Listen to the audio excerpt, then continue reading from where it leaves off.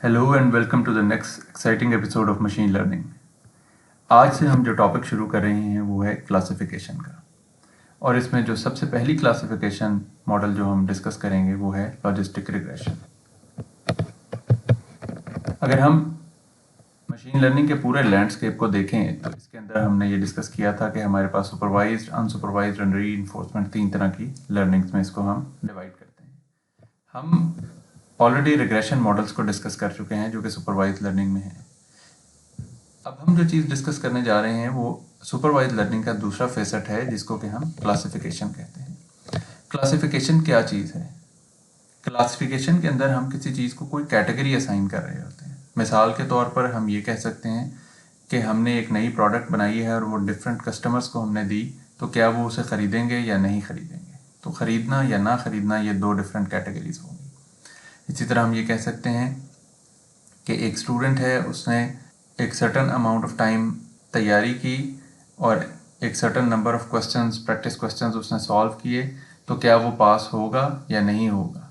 तो पास होना या ना होना ये दो डिफरेंट कैटेगरीज हैं। इसी तरह हम एक और एग्जांपल ले सकते हैं कि हमारा एक ट्वीट है, वो ट्वीट नेगेटिविटी कंटेन कर रहा है या वो पॉजिटिव नोशन कोई दे रहा है, पॉजिटिव इम्पैक्ट क्रिएट कर रहा है, तो ये पॉजिटिव होना या नेगेटिव होना कैटेगराइजेशन है। और इसी तरह हम बैंक की ट्रांजैक्शंस की बात कर सकते हैं कि वो फ्रॉडुलेंट हैं या फ्रॉडुलेंट नहीं है। तो इस तरह से क्लासिफिकेशन में हमारे पास कई तरह की कैटेगरीज एग्जिस्ट कर रही होती हैं और हम हर रिकॉर्ड को किसी एक कैटेगरी के अंदर फॉल करवाने की कोशिश कर रहे होते हैं। रिमेंबर, रिग्रेशन के अंदर हम नंबर्स को प्रिडिक्ट करने की कोशिश करते थे। फॉर एग्जांपल, जो भी मैंने डिस्कस की बात कि एक बच्चा है, उसने कुछ घंटे पढ़ा और एक certain number of practice questions उसने अटेम्प्ट किए, तो वो कितने मार्क्स लेगा ये रिग्रेशन है, लेकिन वो पास होगा या नहीं ये क्लासिफिकेशन है।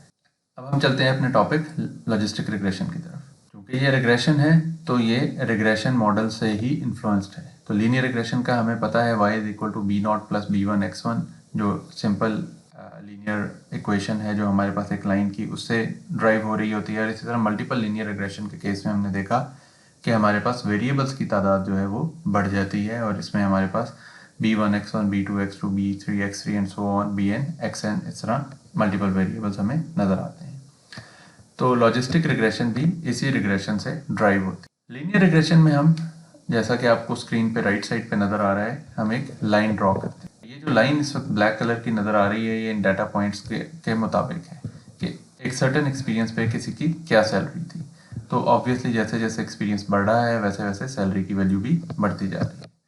लेकिन ऑन द अदर हैंड अगर हम लॉजिस्टिक रिग्रेशन के कॉन्टेक्स्ट में देखें, जिसमें हम, जैसा कि हमने कहा, ये क्लासिफिकेशन का है, तो इसके अंदर कैटेगराइजेशन की बात आप देखिए तो एक्स एक्सिस पे हमारे पास एज है और वाई एक्सिस पे एक्शन है। एक्शन या तो लिया जाएगा या नहीं लिया जाएगा। ये जो चीज़ कैटेगराइजेशन की तरफ लेके जा रही है कि या तो एक्शन लिया जाएगा या एक्शन नहीं लिया जाएगा। तो इस सूरत में जब आप एक्शन नहीं ले रहे तो वो ज़ीरो के ऊपर मैप हो रहा है, और जब आप एक्शन ले रहे हैं या जो भी साहब जो जिनका रिकॉर्ड हमारे पास डाटा में मौजूद है वो एक्शन लेते हैं तो वो 1 की तरफ हम प्लॉट करते हैं। ये एक्शन क्या हो सकता है? ये एक्शन, जैसा कि मैंने आपको एग्जांपल स्टार्ट में दी कि हमने किसी को एक नई प्रोडक्ट ऑफर की, तो क्या वो प्रोडक्ट परचेज करेगा या नहीं करेगा, ये उसका एक्शन है। नहीं करेगा तो वो ज़ीरो वाली लाइन पे फॉल करेगा, और अगर वो प्रोडक्ट परचेज कर रहा है तो वो 1 वाली कैटेगरी में फॉल करेगा। इसी तरह से हमने किसी को एक ईमेल भेजी, वो उस ईमेल को रिस्पॉन्ड करेगा या नहीं करेगा। अगर वो रिस्पॉन्ड कर रहा है तो वो 1 वाली लाइन में फॉल करेगा, और अगर नहीं कर रहा तो वो 0 वाली लाइन में फॉल करेगा। There is no in between in this particular context. तो इस तरह के जो सनारियोज हैं उनको जब हम प्लॉट करेंगे तो अनलाइक रिग्रेशन लाइन जो कि हमें डिफरेंट स्कैटर्ड नंबर्स नज़र आ रहे हैं, ऑब्वियसली एक्सपीरियंस और सैलरी के कॉन्टेक्स्ट में, कि जैसे जैसे एक्सपीरियंस बढ़ रहा है वैसे वैसे सैलरी बढ़ रही है, यहाँ पर डिफरेंट वैल्यूज एज सच हमें उस तरह नज़र नहीं आ रही, बल्कि या तो वो 0 पे आएगा कि वो एक्शन नहीं ले रहा, या 1 पे आएगा कि वो एक्शन ले रहा है। तो ये डिफरेंस है जिसको हमें अंडरस्टैंड। लाइन तो हमने इस केस में भी ड्रॉ करनी है क्योंकि एसेंशियली ये एक रिग्रेशन मॉडल है और ये रिग्रेशन लाइन को ही देखते हुए इसने ऑपरेट करना है। तो इसको अगर हम लाइन की मदद से ड्रॉ करने की कोशिश करेंगे तो कुछ इस नोयत की लाइन बनेगी, और ये लाइन ऑब्वियसली इस डाटा को अंडरस्टैंड करते हुए बनी है जिसमें कि हमारे पास लोअर एज पे 0 की तरफ ट्रेंड जा रहा है और हायर एज पे 1 की तरफ ट्रेंड जा रहा है। फॉर एग्जांपल अगर हम उसी प्रोडक्ट की बात करें कि क्या ख़रीदी लोगों ने या नहीं ख़रीदी, तो कोई एक ऐसी प्रोडक्ट है जो कि बड़ी एज के लोगों के लिए ज़्यादा सूटेबल है और लोग उसे परचेज कर रहे हैं। As you can see from this figure के एज ज़्यादा है तो लोगों का ट्रेंड उस प्रोडक्ट को ख़रीदने की तरफ इंक्रीज़ कर रहा है, जबकि एज कम है तो उस सूरत में लोग उसे नहीं ख़रीद रहे हैं। इन नंबर्स को अगर हम थोड़ा सा सपोज करें तो से अगर हम इस जहाँ पे ये लोअर एक्सिस को, एक्स एक्सिस में जो 0 की लाइन है उसको ब्लैक लाइन जहाँ पे कट कर रही है उसको अगर हम 30 इयर्स कहें और जहाँ पे वो 1 वाले को कट कर रही है उसको हम 50 इयर्स कहें, तो 30 और 50 इयर्स के दरमियान हमें एक प्रोबेबिलिटी आइडेंटिफाई करने की ज़रूरत है कि क्या प्रोबेबिलिटी होगी कि वो कस्टमर जो है वो हमारी प्रोडक्ट को परचेज करेगा या नहीं करेगा।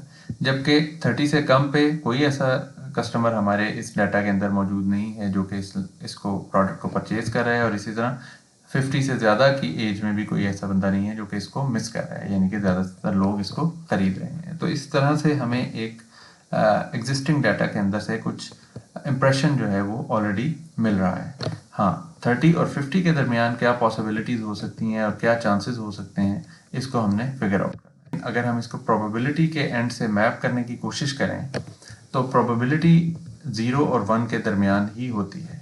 तो ये जो हमारे पास लाइन, रिग्रेशन की लाइन जो 0 से नीचे जा रही है और 1 से ऊपर जा रही है, इसको फिर हमें नॉर्मलाइज करने की ज़रूरत है और इसको एड्रेस करने की ज़रूरत है उसी डिस्कशन पे जो भी हमने जस्ट कंक्लूड की कि 30 से कम पे कोई भी ऐसा शख्स नहीं है जो कि ऑफ़र को एक्सेप्ट कर रहा है और 50 से ज़्यादा पे कोई भी ऐसा शख्स नहीं है जो कि ऑफ़र को छोड़ रहा है। तो इसका मतलब देयर इज़ हाई प्रोबेबिलिटी कि इससे ऊपर के लोग जो हैं वो इस प्रोडक्ट को एक्सेप्ट कर लेंगे, और there is a very low probability कि 30 से कम वाले लोग इस प्रोडक्ट को एक्सेप्ट करेंगे। आगे जो ये लाइन बढ़ रही थी, 1 से ज़्यादा जा रही थी, उसको हम स्ट्रेट कर देते हैं ताकि प्रोबेबिलिटी की जो नॉर्म्स हैं वो मेंटेन रहें, और इस तरह नेगेटिव साइड पे जो लाइन जा रही थी उसको भी हमने स्ट्रेट कर दिया है ताकि वो 0 की तरफ रहे। आई होप कि आपको लॉजिस्टिक रिग्रेशन की कुछ बेसिक अंडरस्टैंडिंग हो गई होगी, इसकी इक्वेशन कैसे बनती है और उसको कैसे ड्राइव किया जाता है, और फाइनली इसको हम किस तरह से इस्तेमाल कर सकते हैं अपने प्रॉब्लम्स में, ये हम डिस्कस करेंगे अपने अगले लेक्चर में। Until then, enjoy machine learning.